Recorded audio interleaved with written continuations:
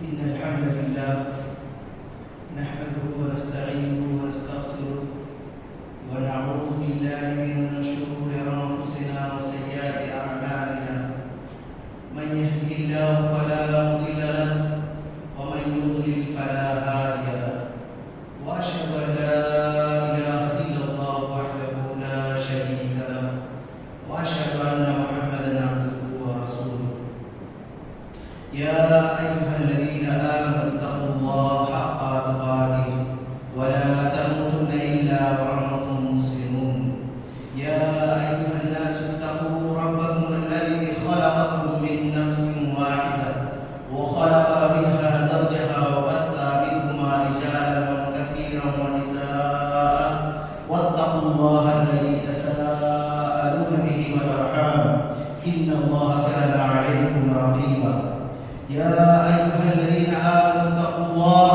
وقولوا قولا سديدا يصلح لكم أعمالكم ويغفر لكم ذنوبكم ومن يطع الله ورسوله فقد فاز فوزا عظيما أما بعد فإن خير الحديث كتاب الله وخير الهدي هدي محمد صلى الله عليه وسلم وشر الأمور محدثاتها وكل محدثة بدعة وكل بدعة ضلالة وكل ضلالة في النار فأعوذ بالله من الشيطان الرجيم إنا عرضنا الأمانة على السماوات والأرض والجبال فأبين أن يحملناها وأشفقن منها وحملها الإنسان إنه كان ظلوما جهولا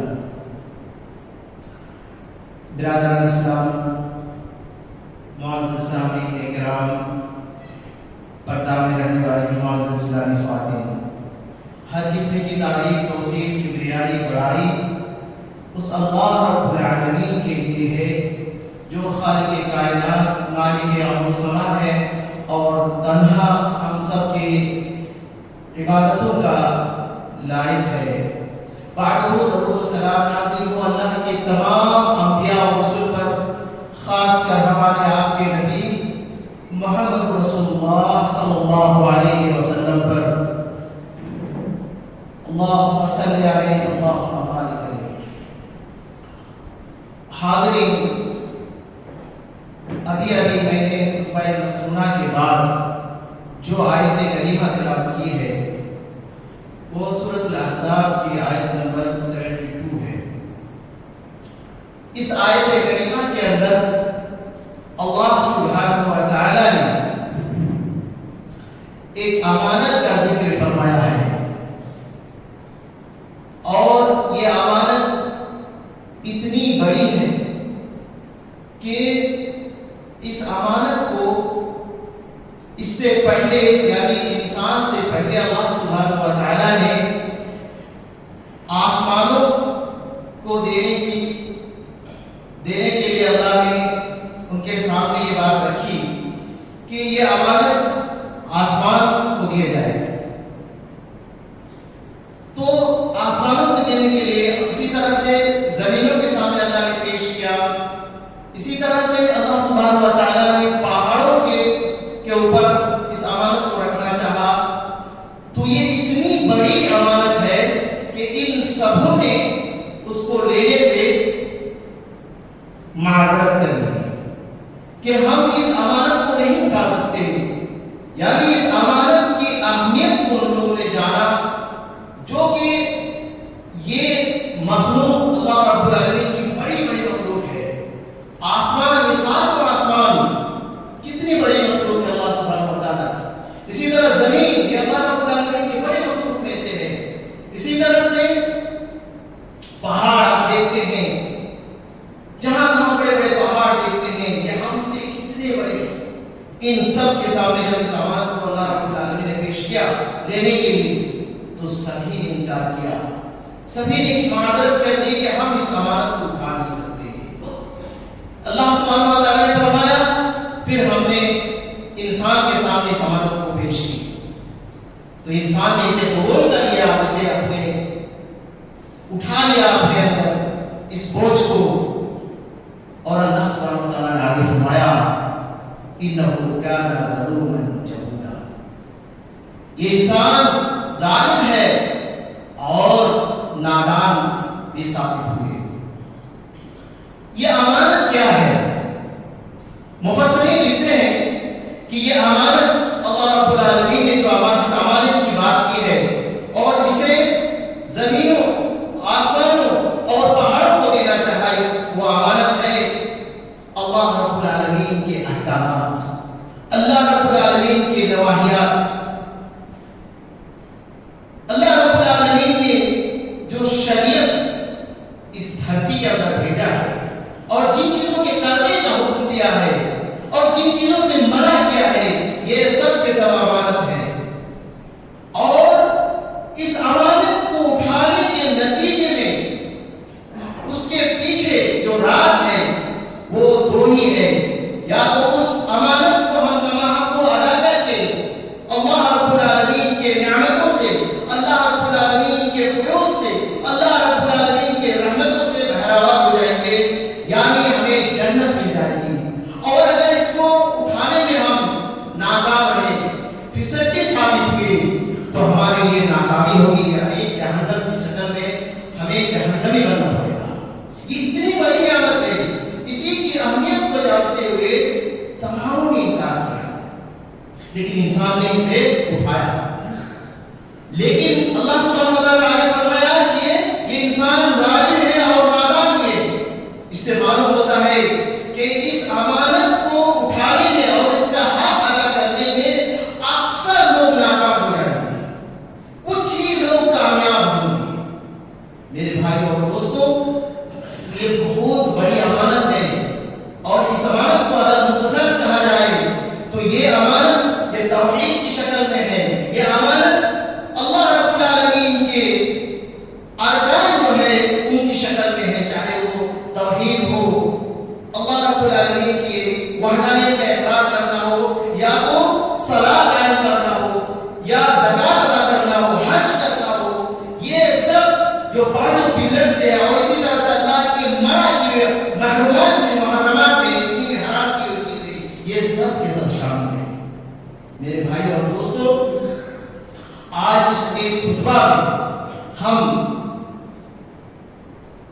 بیان کریں گے کہ اللہ رب العالمین نے جتنی بڑی ہمیں نعمت عطا کی ہے، اس نعمت کو ہم سے چھیننے کے لیے ہمارے ارد گرد بہت سارے ہمارے دشمن ہیں۔ دنیا میں ہم دیکھتے ہیں اگر ہمارے پاس کوئی اہم چیز ہوتی ہے، قیمتی چیز ہوتی ہے، تو اس قیمتی چیز کو چھیننے کے لیے، اسے ہم سے لینے کے لیے بہت سارے لوگ ہمارے ارد گرد ہوتے ہیں جو اسے چھیننے کی کوشش کرتے ہیں، اس سے ہم سے اس نعمت کو لینے کی کوشش کرتے ہیں۔ تو اس کی حفاظت کے لیے ہم کتنی کوشش کرتے ہیں، بہت ساری کوشش کرتے ہیں کہ تاکہ وہ نعمت ہم سے کوئی چھین نہ پائے۔ میرے بھائیوں، یہ دنیا کی نعمتوں سے کہیں بڑی یہ نعمت ہے جس کے لٹیرے بہت سارے ہیں، اور اللہ رب العالمین نے انسان کی فطرت کے اندر یہ بات ڈال دی ہے کہ وہ اپنے دشمن کو، وہ انسان دشمن کو جانتا ہے، تو یا تو جاننے کی کوشش کرتا ہے اور اس سے بچنے کی، اس کے حملے سے بچنے کے لیے وہ حتی الامکان کوشش کرتا ہے۔ لیکن عجیب بات ہے کہ انسان اپنے حقیقی دشمن کو سمجھنے کے لیے، اس کو پہچاننے کے لیے ساری زندگی ناکام ہو جاتا ہے۔ پوری زندگی جس کو دشمن سمجھتا ہے، حقیقت میں وہ اصلی دشمن نہیں ہوتے ہیں، وہ سیکنڈری دشمن ہوتے ہیں، وہ ثانوی دشمن ہوتے ہیں، ٹیمپرری دشمن ہوتے ہیں۔ لیکن جو حقیقی دشمن ہوتا ہے، جو اصلی دشمن ہوتا ہے، اس کو پہچاننے سے وہ دور ہوتے ہیں۔ آج بتائیں کہ ہمارا اصلی دشمن کون ہے؟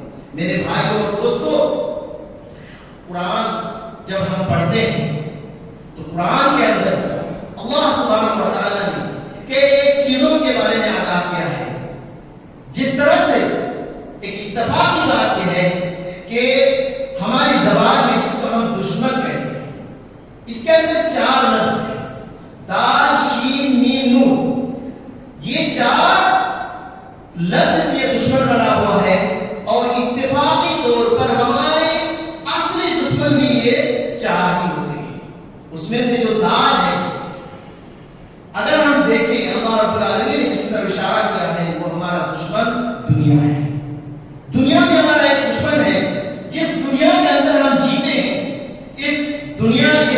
ہمارے لیے ہم سے دشمنی کرتے ہیں.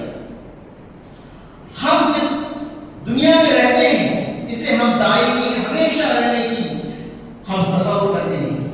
یا تو کم سے کم ہماری حرکات اور سکنات یہ بتاتی ہے کہ ہم اس دنیا کے اندر ہمیشہ ہمیشہ رہیں گے.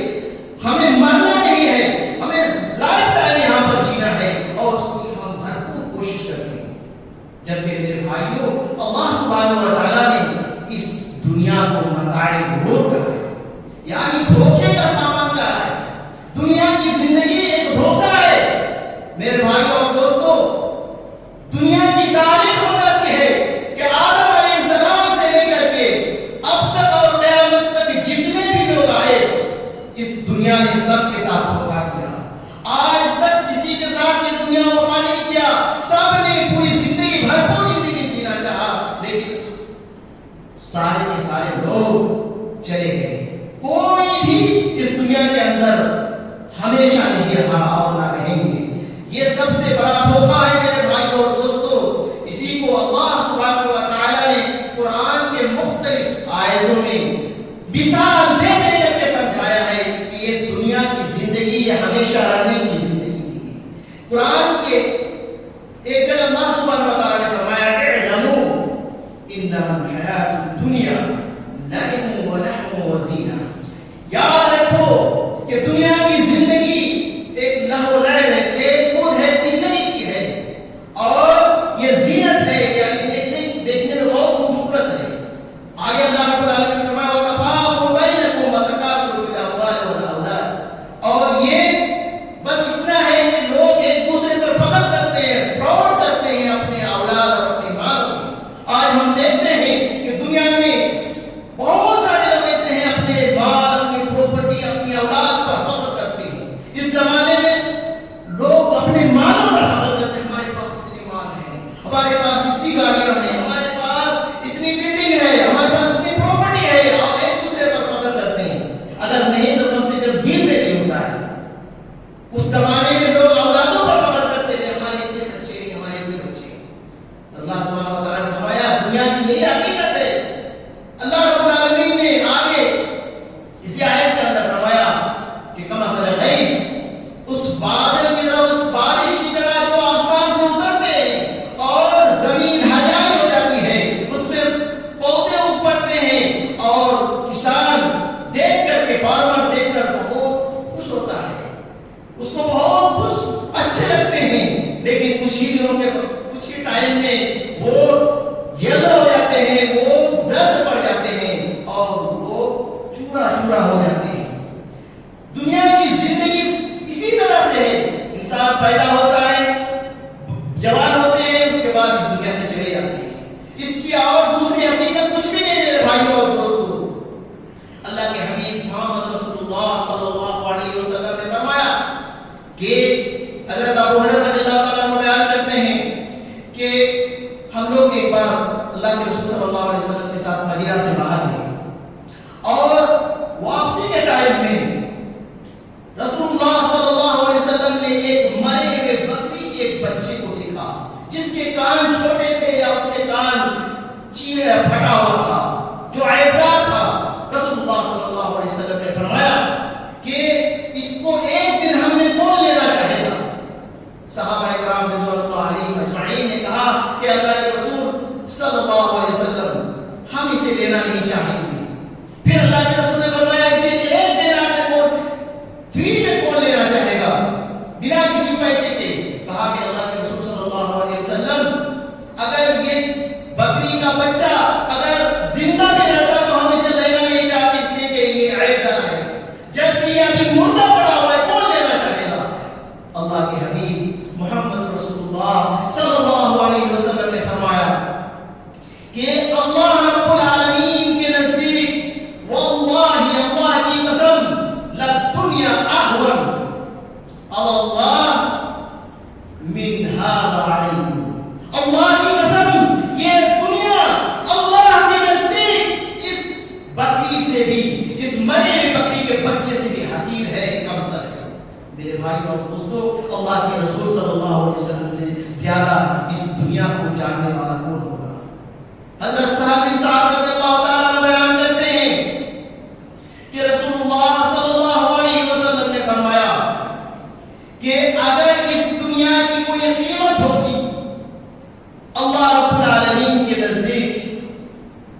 اللہ رب العالمین کے نزدیک اس دنیا کی کوئی قیمت ہوتی، اگر ایک مچھر کے پر کے برابر بھی قیمت ہوتی تو اس دنیا میں اللہ کے نافرمان کافروں کو ایک گھونٹ پانی تک نہیں دیتا۔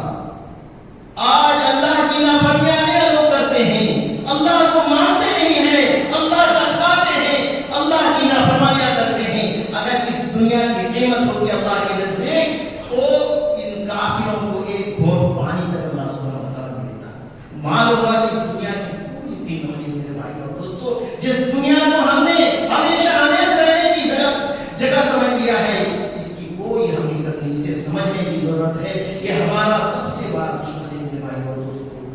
اسی طرح سے دوسرے نمبر کا جو دشمن ہے وہ شیطان ہے۔ ہم سب جانتے ہیں کہ شیطان ہمارا دشمن ہے۔ قرآن کی بہت ساری آیتوں میں اللہ سبحانہ و تعالی نے شیطان کو انسانوں کا دشمن قرار دیا ہے، اور یہ دشمنی آج سے نہیں، جب سے حضرت آدم علیہ السلام کی پیدائش تخلیق ہوئی اس وقت، اور جب سے اس شیطان کو اللہ نے جنت سے نکالا اس وقت سے یہ دشمنی چلی آ رہی ہے، اور آج تک یہ دشمنی قائم ہے۔ اسی لیے اللہ سبحانہ و تعالیٰ نے سب سے آخری کتاب کے اندر بہت سارے مقامات پر اللہ سبحانہ و تعالیٰ نے اس سے انسانوں کو آگاہ کیا ہے۔ سورہ بقرہ جب ہم پڑھتے ہیں تو اس کی 208 نمبر آیت میں اللہ سبحانہ و تعالیٰ نے فرمایا، یا ایھا الذین آمنوا اتقوا اللہ یا ایھا الذین آمنوا ادخلوا فی السلم کافہ، اے لوگو اسلام میں مکمل طور پر داخل ہو جاؤ، ولا تتبعوا، اور تم لوگ اتباع نہ کرو، پیروی نہ کرو خطوات شیطان کے خطوات کی، شیطان کی پیروی نہ کرو، انہ لکم عدو مبین، یہ تمہارا کھلا ہوا دشمن ہے۔ میرے بھائیوں، یہ شیطان ہمارا کھلا ہوا دشمن ہے، اور دوسرے مقامات پر اللہ سبحانہ و تعالیٰ نے فرمایا، ان الشیطان لکم عدو فاتخذوہ عدوا، یہ شیطان تمہارا دشمن ہے، اسے دشمن ہی سمجھو، کیونکہ اس کا کام کیا ہے، انما یدعو حزبہ لیکونوا من اصحاب السعیر، کیونکہ اس کا کام یہ ہے کہ اپنے پیروکاروں کو اس لیے بلاتا ہے، جماعت اس لیے بلاتا ہے تاکہ سب کے سب جہنم میں بن جائیں۔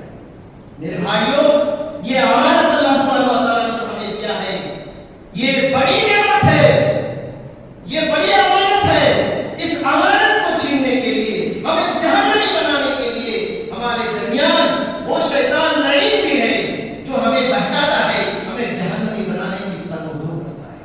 میرے بھائی اور دوستو، یہی شیطان نے اللہ سے وعدہ کر کے آیا ہے کہ ہم تیرے نیک بندوں کو گمراہ کریں گے، لَأُغْوِيَنَّهُمْ أَجْمَعِينَ، ہم تیرے بندوں کو سب کے سب کو گمراہ کریں گے، لیکن تمہارے جو نیک بندے ہیں اسے ہم گمراہ نہیں کر سکتے۔ میرے بھائیوں، شیطان کا کام ہی ہے ہمیں گمراہ کرنا، اور یہ اتنا مضبوط دشمن ہے کہ اللہ سبحانہ و تعالیٰ نے سورہ اعراف میں بیان کیا ہے کہ تم اسے دیکھ نہیں سکتے ہو، اس کو اور اس کے قبیلے کو، لیکن وہ تمہیں دیکھ رہا ہے۔ میرے بھائیوں، جس دشمن کو ہم دیکھ لیں تو ہم اس کا مقابلہ کر سکتے ہیں، لیکن یہ ایسا دشمن ہے جس کو ہم نہیں دیکھ سکتے ہیں، لیکن وہ ہمیں دیکھ سکتا ہے، اس سے ہمیں مقابلہ کرنے کی ضرورت ہے۔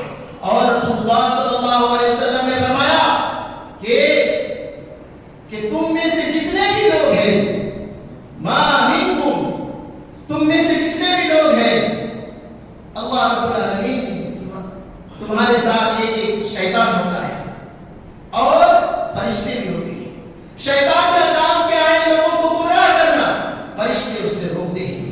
میرے بھائیوں اور دوستوں، رسول اللہ صلی اللہ علیہ وسلم نے فرمایا کہ شیطان اتنا تمہارے قریب ہے، رسول اللہ صلی اللہ علیہ وسلم نے فرمایا ان الشیطان یجری من ابن آدم مجرى الدم، شیطان انسان کے رگوں میں دوڑتا ہے۔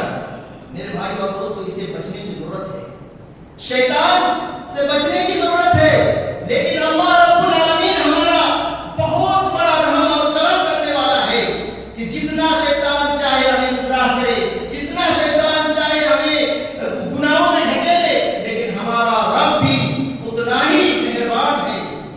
اللہ سبحانہ و تعالیٰ نے یہ اعلان کر دیا کہ یا عبادی الذین اسرفوا علی انفسہم لا تقنطوا من رحمت اللہ انہ یغفر الذنوب جمیعا، کہ لوگوں جن لوگوں نے بھی اپنے نفس پر زیادتی کی ہے، اللہ کی نافرمانی کر کے اللہ کی امانت کو اٹھانے میں نافرمانی کی ہے، اللہ کی رحمتوں سے نا امید نہ ہو جانا، کیونکہ اللہ سبحانہ و تعالیٰ تمام گناہوں کو معاف فرما دے گا۔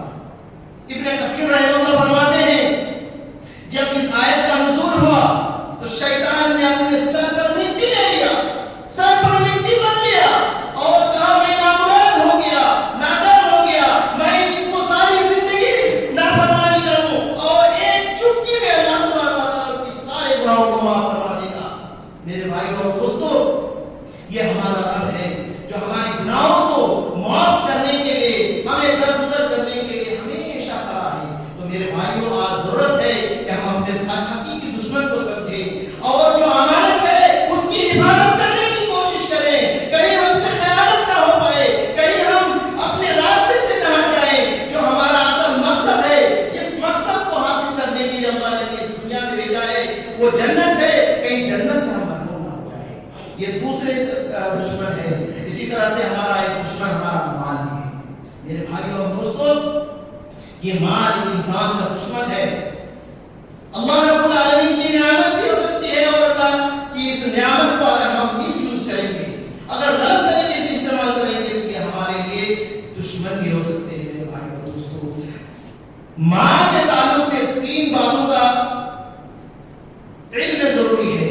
ایک تو مال، انسان کے مال کا حرص کبھی بھی ختم نہیں ہوتا، جب تک اس کی موت نہیں ہو جاتی ہے یہ مال کا حرص قائم رہتے ہیں۔ میرے بھائی اور دوستو، اللہ سبحانہ و تعالیٰ نے فرمایا سورہ تکاثر کے اندر الہاکم التکاثر حتی زرتم المقابر، کہ تکاثر مالوں کی زیادتی نے مال اور انسان کے اندر ایک رٹ لگایا رہتا ہے، ایک آتا ہے پھر چاہتا ہے کہ اور بھی آئے اور آئے، اس طرح کرتے کرتے کرتے کرتے اللہ سے غافل ہوتے جاتا ہے، یہاں تک کہ وہ قبر کے گڑھے تک پہنچ جاتا ہے۔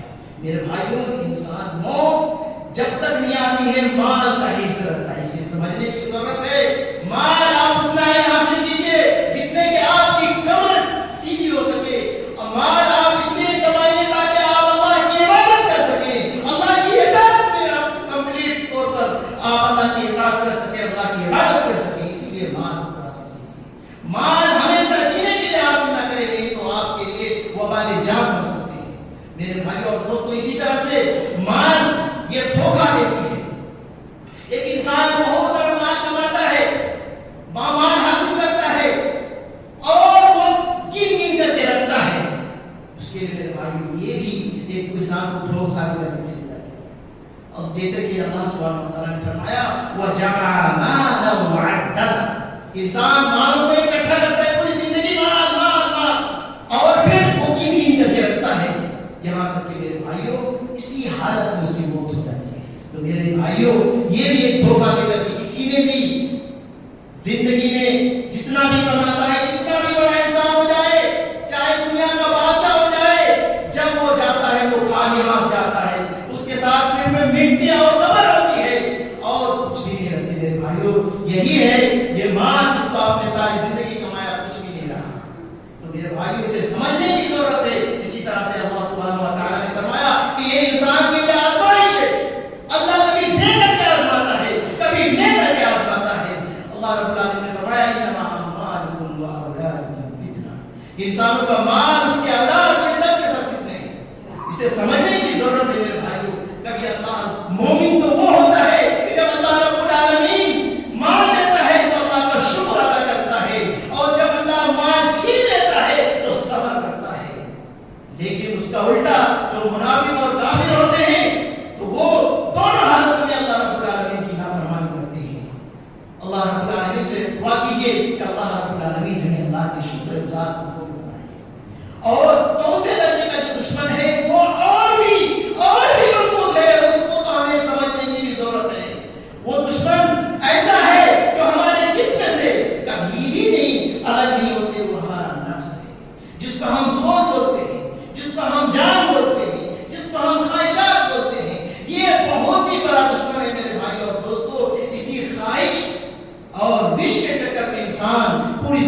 رہتا ہے لیکن اس کی خواہش کبھی بھی پورے نہیں ہوتے.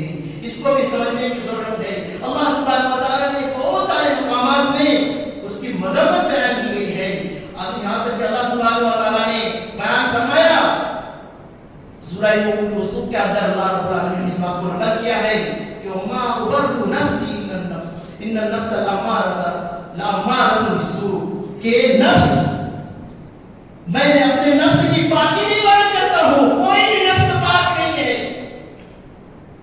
لیکن یہ جو نفس ہوتے ہیں یہ برائی کی طرف دعوت دیتی ہیں. بہت سارے لوگوں کے نفس ہمیشہ کچھ نفس ایسے ہوتے ہیں کچھ کیفیت جو ہمیشہ برائی کی طرف لے کے جاتے ہیں. کچھ نفس ایسے ہیں جو آدمی کو برائی تو کراتا ہے کہ احساس بھی دلاتا ہے. جیسے سورہ قیامت کے اندر اللہ سبحانہ و تعالیٰ نے بیان فرمایا کہ لا اقسم بیوم القیامہ ولا اقسم بالنفس اللوامہ. یہ جو کیفیت ہے انسان کو گناہ کرنے کے بعد احساس دلاتا ہے وہ نفس کہ تم نے گناہ کیے.